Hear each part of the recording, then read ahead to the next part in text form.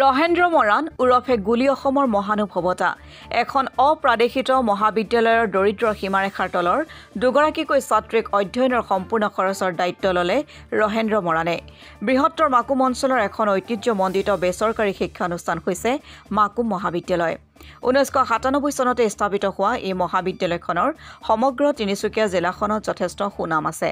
তিনিচুকীয়া জিলাৰ বিভিন্ন অঞ্চলৰ পৰা আহি এই মহাবিদ্যালয়খনত অধ্যয়ন কৰি কেইবাজনো ছাত্ৰ-ছাত্ৰীয়ে একোজন সুনাগৰিক হোৱাৰ উদাহৰণ প্ৰায় দেখিবলৈ পোৱা যায়। 1997 চনতে স্থাপিত হোৱা মাকুম মহাবিদ্যালয় 27 বছৰ অতিক্ৰম কৰিলে যদিও আজি পৰ্যন্ত প্ৰাদেশিকৰণ নহল। ফলত মহাবিদ্যালয়খনৰ সুকলমে চলাই নিয়াত যথেষ্ট অসুবিধা দেখিবলৈ পোৱা গৈছে। তৎসত্ত্বেও মহাবিদ্যালয়খনৰ অধ্যক্ষা ডক্টৰ মালবিকা ভূঞা ফুকন আৰু মহাবিদ্যালয়খনৰ কৰ্মচাৰীসকলৰ প্ৰচেষ্টাত 2023-2024 বৰ্ষৰ উচ্চতৰ মাধ্যমিক চূড়ান্ত পৰীক্ষাত সুখ্যাতিৰে উত্তীৰ্ণ হোৱা দৰিদ্ৰ সীমাৰেখাৰ তলৰ ছাত্ৰ-ছাত্ৰীসকলক বিনামূলীয়াকৈ অধ্যয়ন কৰাবলৈ এক মহান কাৰ্যসূচী হাতত লৈছিল।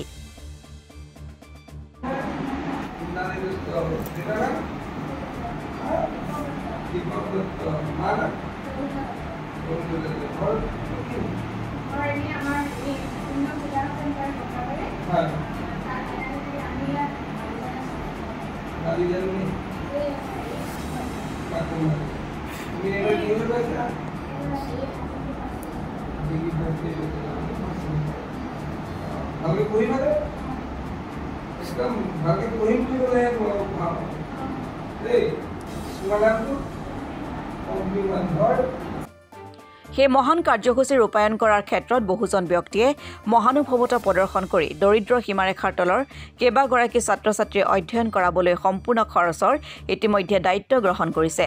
তাৰ সমান্তৰালভাৱে নিৰ্যাতন বিৰোধী ঐক্য মঞ্চ অসমৰ কেন্দ্ৰীয় বিত্তীয় সচিব ৰহেন্দ্ৰ মৰাণ ওৰফে গুলী অসমে আজি মহাবিদ্যালয়ত উপস্থিত হৈ দুগৰাকীকৈ ছাত্ৰীৰ সম্পূৰ্ণ অধ্যয়নৰ খৰচ আনুষ্ঠানিকভাৱে দায়িত্ব লয়।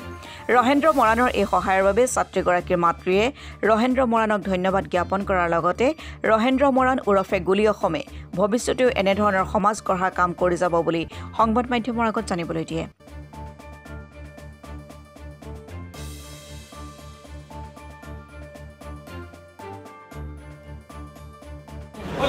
ৰহেন্দ্ৰ মৰাণে মোৰ ছোৱালীজনীক মানে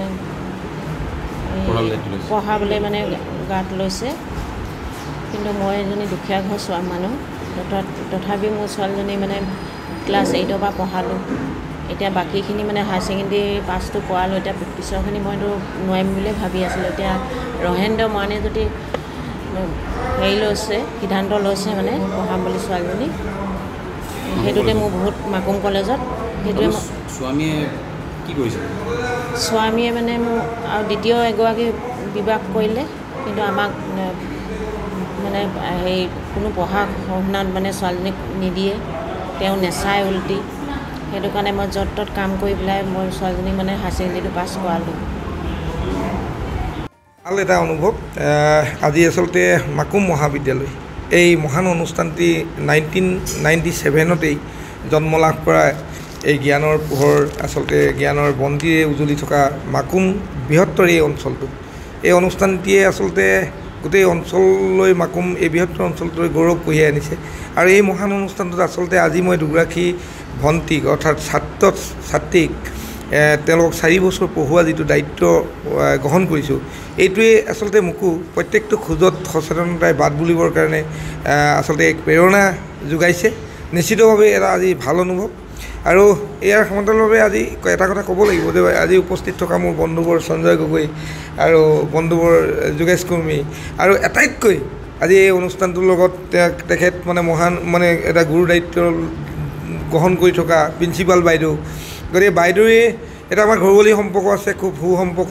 গতিকে বাইদেৱে এই গোটেই বিষয়খিনি জনালে তেখেতে এই সমস্যাখিনি, ছাত্ৰ ছাত্ৰীৰ সমস্যাখিনি, আৰু একেঘাতে আচলতে বাইদেউক কথা দিলোঁ যে মই পঢ়াম। গতিকে এইখিনি ক্ষেত্ৰত মোৰ বন্ধু যথেষ্ট সহায় কৰিছে।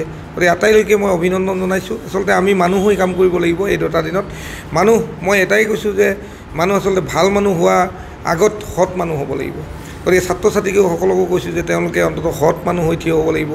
গতিকে এই কথাখিনি আজি এই শুভ মুহূৰ্তত, পবিত্ৰ এই মুহূৰ্তত আচলতে মনৰ পৰা ক'ব খুজিছোঁ অনুষ্ঠানবিলাক এনেকৈ আমি গঢ়ি তুলিব লাগিব আৰু সকলোৱে আগবাঢ়ি আহিব লাগিব আচলতে মানুহে ইজনে সিজনক আমি যিমান চকুৰ কোতাহল আমি দেখোঁ তেনে ক্ষেত্ৰত কিন্তু প্ৰত্যেকজন ব্যক্তিয়ে নিজৰ ওপৰত থকা সেই দায়িত্বখিনি নিষ্ঠাৰে কৰিবৰ কাৰণে যদি আগবাঢ়ি আহে সমাজখন নিশ্চয় এদিন সেই ৰবীন্দ্ৰনাথ ঠাকুৰে কোৱাৰ দৰে শিল বাতি বালি গুচি এদিন ফুলনি বাৰী হ'ব গতিকে এই কথাষাৰ সাৰোগত কৰি এইকাৰণেই কৈছোঁ নিশ্চিতভাৱে এই অনুষ্ঠানটো যদি মই মাতৃৰ দৰে ভাবিব পাৰোঁ এই অনুষ্ঠানটো যদি মই পিতৃৰ দৰে ভাবিব পাৰোঁ নিশ্চয় এজন সুন্দৰ সমাজ পাবলৈ আমি সক্ষম হ'ম